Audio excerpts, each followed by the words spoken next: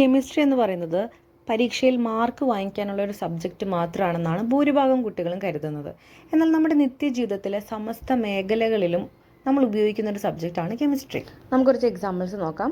രാവിലെ പല്ല് തേക്കാനായിട്ട് എടുക്കുന്ന ബ്രഷും പേസ്റ്റും കെമിസ്ട്രിയാണ്. പോളിമേഴ്സ് കൊണ്ടാണ് ബ്രഷ് ഉണ്ടാക്കിയിരിക്കുന്നത്. ടൂത്ത് പേസ്റ്റിലാണെങ്കിൽ ഒരുപാട് കെമിക്കൽ കമ്പോണൻസ് ഉണ്ട്. ഈ കെമിക്കൽ കമ്പോണൻസ് ഉള്ളതുകൊണ്ടാണ് നമ്മുടെ പല്ലിലെ അഴുക്കെല്ലാം പോയി നല്ല വൃത്തിയാവുന്നത്.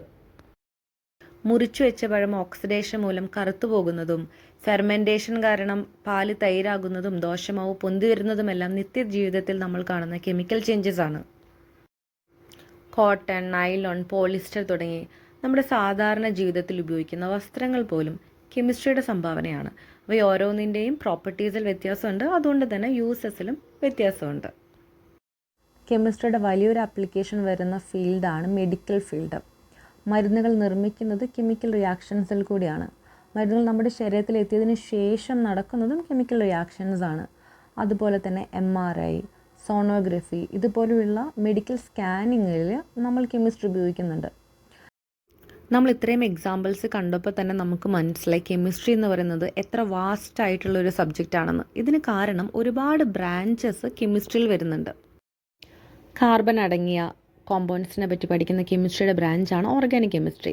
കാർബൺ ഒഴികെയുള്ള കോമ്പൗണ്ട്സിനെ പറ്റി പഠിക്കുന്ന ബ്രാഞ്ചാണ് ഇൻഓർഗാനിക് കെമിസ്ട്രി. കെമിക്കൽ റിയാക്ഷൻസ്, അവയുടെ സ്പീഡ്, എനർജി ചേഞ്ചസ് ഇതിനെക്കുറിച്ചെല്ലാം പഠിക്കുന്ന ബ്രാഞ്ചാണ് ഫിസിക്കൽ കെമിസ്ട്രി.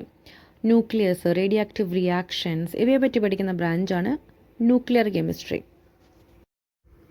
ഇത് മാത്രമല്ല environmental chemistry, nano chemistry, green chemistry തുടങ്ങി ഭൂഗോളത്തിൻ്റെ സ്പന്ദനം തന്നെ കെമിസ്ട്രിയിലാണ്.